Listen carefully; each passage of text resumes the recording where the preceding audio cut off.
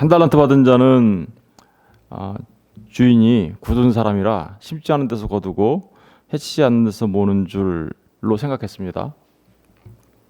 그래서 주인이 두려웠죠. 예, 주인이 두려워서 그 받은 달란트를 땅에 감추어 두었다라고 얘기합니다. 땅에 감추어 두었다. 왜 땅에 감추어 두었다고 얘기하죠? 지금 두려워서 땅에 감추었다는 얘기는 주님을 알지 못했다라는 얘기죠. 이게 사실은. 그러니까 이 사람은 진리가 없어요. 어제 우리 이제 말한 것처럼 성령 하나님의 역사를 통하여서 우리 안에 그 달란트, 다시 말하면 하나님의 말씀을 가진 자, 진리를 가진 자가 되어서, 다시 말하면 예수를 가진 자가 되어야 되겠죠. 그렇지 못했다라는 거예요. 이 사람은 사실은 여기 심지 않은 데서 거두고 해치지 않는 데서 모으는 줄, 이거 사실은 원래는 정확하게 얘기하면 이게 창조의 원리예요. 없는 것에서 있는 거 나오게 하는 거니까. 근데 창조주 하나님을 오히려 뭘로 얘기하고 있는 거예요? 지금 이거는요. 그 불안당처럼 얘기하고 불로소득을 좋아하는 것으로 지금 알고 있기 때문에 잘못 알고 있는 거죠. 잘못 알고 있으면 이렇게 두려워하게 되고 결국은 달란트를 땅에 감추게 됩니다. 땅에 감췄다는 얘기는 뭘까요? 우리 요한복음 가서 보면은 무슨 그 땅에 감춘 문화표 거기서는 뭘로 나왔다고 했죠? 요한복음 19장에 잠깐 가서 볼게요. 요한복음 19장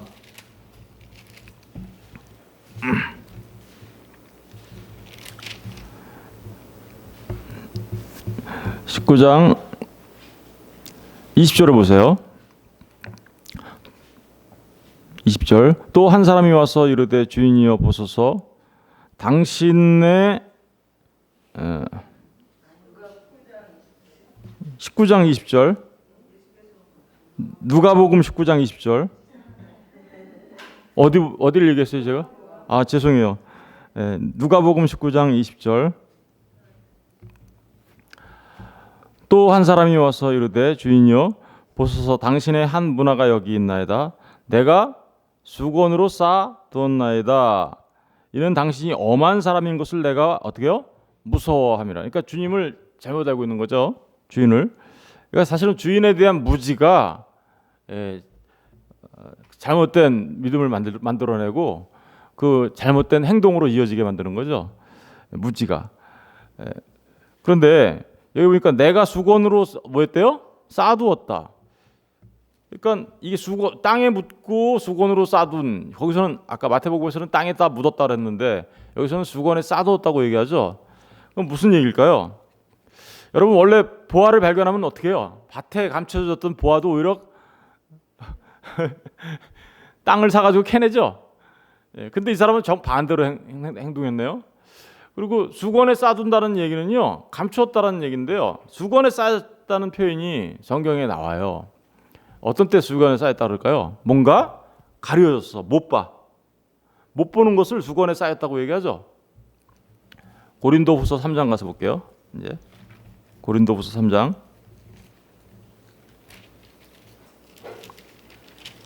고린도후서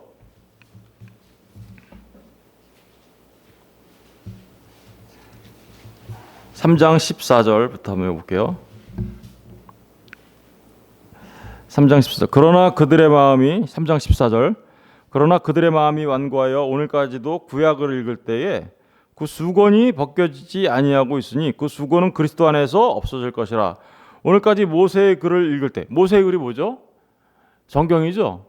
성경을 읽을 때 수건이 그 마음을 어떻게요? 덮었다. 수건이 그 마음을 덮었다라는 게 무슨 뜻이에요? 성경을 보긴 보는데 뭔 소린지 하나도 몰라. 그죠? 16절 보세요. 그러나 언제든지 주께로 돌아가면 그 수건이 어떻게요? 벗겨지리라. 눈을 가리고 있었던 이 수건이 벗겨지는 건 어떻게 된다는 얘기예요? 이제 본다는 얘기잖아요. 그래서 17절에 보니까 주는 영이시니 주의 영이 계신 곳에는 자유가 있느니라. 여러분 그러니까 이 한 달란트 받은 사람의 큰 문제점은 뭐였어요? 말씀을 주었는데요. 똑같이 말씀을 들었어요. 주님이 하신 일들을 들었어요.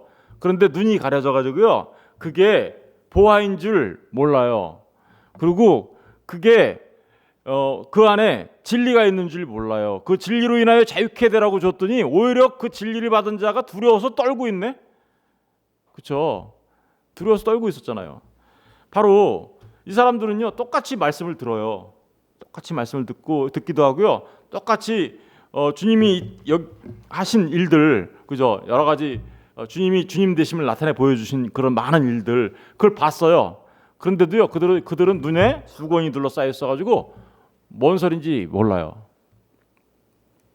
깨닫지 못해요. 문제가 바로 거기에 있었던 거죠. 그런데 정말 진짜 성령을 받은 사람들은 그 수건이 벗겨지고 주의 영이 계신 곳에 뭐가 있어요? 자유가 있다고 그러죠. 눈이 벗겨지고 그 안에서 주인이 맡겨준 게 오히려 기쁨이고 자유예요. 그들에게는. 기쁨이고 자유예요. 그런 얘기를 지금 하고 있는 거죠. 우리 다시 이제 마태복음으로 돌아가면요. 그러니까 이 한 달란트 받은 사람은요, 근본적으로 그가 잘못 한 달란트를 땅에 묻어두게 된 가장 중요한 원인은 뭐냐면 말씀을 듣고 주님을 못 알아본 거예요. 모르는 거예요. 무지한 거예요. 잘못된 암이 가장 큰 문제였던 거예요.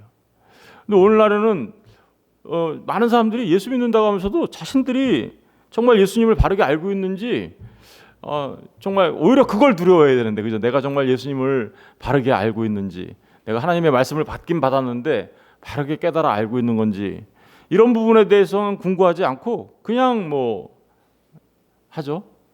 그게 이제 가장 큰 문제라는 거예요. 그런 얘기를 하고 있는 거죠. 그 얘기가 이제 이렇게 연결되어 있는 거예요. 그 한 달란트 받은 사람은 이제 그 한 달란트를 어떻게 해요? 그래서 빼앗기죠. 빼앗겨서 빼앗아 10달란트 가진 자에게 줘라. 29절에 보니까 그래서 무릇 있는 자는 받아 풍족하게 되고 없는 자는 그 있는 것까지 빼앗기리라. 이 말씀을 보면 이제 우리 얼뜻 보면 우리 경제 용어에서 흔히 쓰는 부익부 빈익빈을 말하는 것 같아요. 사실은 그 부익부 빈익빈을 옹호하기 위하여 이 말씀을 하신 게 아닙니다. 무슨 얘기인지 아시겠죠? 경제 용어에서 말하는 부익부 빈익빈은 굉장히 악한 거예요, 사실은. 그죠? 그게 악한 세상에서 나타나는 현상이에요. 그런데 그 말을 마치 그런 말과 비슷한 말을 지금 쓰고 있으신데, 그 말을 옹호하기 위해서 쓴 게 아니라요. 이 말을 하신 게 아니라 우리가 은혜 받은 자는 은혜 위에 뭐가 더해진다고요? 은혜가 더해지는 거야. 이런 얘기를 하고 싶으신 거예요. 여러분, 이 얘기를 이해하려면 우리 마태복음 13장 잠깐 가서 봐야 됩니다. 마태복음 13장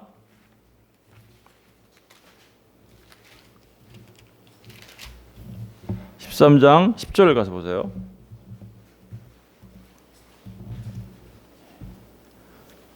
마태복음 13장 10절. 제자들이 예수께 나와 이르되 어찌하여 그들에게 비유로 주님이 비유로 말씀하셨어요. 씨 뿌리는 비유가 아니라 그쵸, 씨 뿌리는 비유를 말씀하셨어요. 그랬더니 11절에 보니까 대답하여 이르시되 왜 비유로 말씀하셨습니까? 그러니까 주님이 이렇게 대답해요. 대답하여 이르시되 천국의 비밀을 아는 것이 너희에게는 어떻게요? 허락되었으나 그들에게는 아니 되었다. 무릇 있는 자는 받아 넉넉하게 되되 없는 자는 그 있는 것도 어떻게 해요? 빼앗기라. 똑같은 얘기하고 계시죠 지금, 그죠? 아까 그 말씀과 있는 자는 받아 더 넉넉하게 되고 없는 자는 그 있는 것도 빼앗길 거다고 이렇게 얘기해요. 그러면 무릇 있는 자는 누구예요? 지금 제자들을 말하는 거죠. 없는 자는요, 그 비유를 말했을 때 못 알아먹은 사람들이잖아요, 그죠? 비유를 말했을 때 씨 뿌리는 비유를 말했을 때 못 알아먹은 사람들. 그러면 씨 뿌리는 비유 자체를 가지고 한번 생각해 보자고요. 씨 뿌리는 비유에서 보면 4개의 밭이 나오죠. 4개의 밭이 나오는데 그 4개의 밭은 다 뭐한 사람들이에요? 주님의 말씀을 들은 사람들이에요. 다 들었어요. 그런데 30배, 60배, 100배의 결실을 맺은 사람은 누구죠? 좋은 밭을 갖고 있어서 그 말씀을 깨달아 안 사람들이죠. 그 사람들은 30배, 60배, 100배. 예, 이 사람들은 가진 자가 되고 더 많이 갖게 되죠. 30배, 60배, 100배의 열매를. 그런데 다른 나머지 세 개의 밭은 어땠나요? 길가에 뿌려진 말씀을 들었어요. 근데 누가 와서 뺏어갔나요? 살짝 빼앗겼어요. 길가에 그죠? 빼앗겼다니까요. 그리고 그 돌짝밭에 떨어진 사람은 어땠나요? 말씀을 들었어요. 그래서 막 맨 처음에는 기뻐서 날뛰었어요. 기뻐서 좋아가지고. 그런데 어떻게 했어요? 환란이 조금 오고 핍박이 오니까 어떻게 했어요? 뺏겼어요. 그것도. 가시밭에 떨어진 사람들은 어땠나요? 그 사람들도 맨 처음에 말씀을 들었어요. 들었는데 맨 처음에 좀 잘하다가요. 그들이 어떻게 됐나요? 예, 가시 엉겅퀴에서 결실하지 못한 자가 돼. 뺏겼어요. 그것도. 보세요. 똑같은 얘기하고 있잖아요. 그죠? 다시 말하면 정말 그 하나님께서 택하신 하나님의 백성들, 그래서 그들에게 은혜를 주신 그들은 말씀을 들으면 어떻게 한다는 거예요? 깨달아 결실한다라는 뜻이죠. 좋은 땅에 떨어진 씨앗은 어떤가요? 그러니까 깨달아 결실하게 되고 30배, 60배, 100배의 열매를 맺는다는 얘기는 그리스도의 장성한 분량까지 자라갈 뿐만 아니라 그들을 통해서 많은 열매가 맺혀지는 걸 말하는 거잖아요. 그 점점 더 얻게 되죠, 그죠? 자라서 열매 맺으니까 한 알의 미라를 심었더니 엄청난 걸 막 거두잖아요. 점점 그죠? 거두게 되고 그러고 나서 그들은 마침내 어디로 들어갑니까? 하나님 나라에 들어가게 되죠. 하나님 나라에 들어가게 되면 어떻게 될까요? 이 땅에서 맛보던 100배의 열매보다는 거기 가면 어떻게 될까요? 거기는 주님을 마주보고 보내요. 예? 우리는 하나님 나라에 가면요 영원토록 주님을 알아가게 될 거예요. 무한하신 하나님을. 그죠? 그런 축복을 누리게 되는 거야. 보세요. 은혜를 받은 자가 더 큰 은혜를 받게 되고 하나님의 말씀을 받았음에도 불구하고 깨닫지 못하고 그냥 세상의 근심과 염려로 살아가다가 말씀을 빼앗겨버리고 환난과 핍박이 오면 그냥 난 더 이상 신앙생활 안 하려고 떠나버린 사람들이나 뭐가 달라요? 그 사람들은 똑같은 거죠. 예, 한 달란트 받았다가 한 달란트 뺏긴 사람하고 똑같잖아요. 이게 그죠? 그런 얘기를 하고 있는 거예요. 여러분 말씀을 들어요. 들어서 마치 신앙생활 하는 것처럼 보여요. 그런데 말씀을 모르면 결국 이렇게 되는 거죠. 어제 말씀드린 게 뭐였어요? 달란트가 뭐였어요? 예수님 자신이었거든요. 말씀 자신이었거든요. 진리 자체였거든요. 그런데 그것을 깨달아 알지 못하면 이렇게 주인에 대하여 오해하게 되고 그래서 두려워하여 있는 것조차도 뺏기게 되는 그런 삶을 살게 되는 거예요. 한 달란트. 이 얘기가요. 우리 좀 생각해봐야 될 문제가 있긴 하나. 우리 한 히브리서 6장 4절 가서 볼까요? 히브리서 6장 4절. 히브리서 6장 4절. 한 달란트 받은 사람의 상태가 어땠는지를 설명해주고 있는 말씀이 있는데 6장 4절을 보시면 한 번 빛을 받고 하늘의 은사를 어떻게요? 맛보고 성령에 참여한 바 되고. 성령에 참여했으면 이게 기름 가진 미련한 다섯 처녀 같잖아요, 그죠? 등과 기름을 갖고 있었잖아요. 그런데 하나님의 선한 말씀과 내세의 능력을 맛보고, 이게 완전히 신앙생활 하는 것 같죠? 예? 그런데 타락한 자들이 있대요. 예. 그렇게 하고 나서도 타락한 자. 한 달란트 받았어요. 말씀도 받았고요. 진리도 받았어요. 그런데 땅 속에 묻어둬요. 이게 타락한 자들, 그죠? 수건으로 감춰둬요. 예? 깨닫지 못해서 다시 새롭게 하여 회개하게 할 수 없나니 이는 그들이 하나님의 아들을 다시 십자가에 못 박아 드러내놓고 욕되게 합니다.라고 얘기하죠.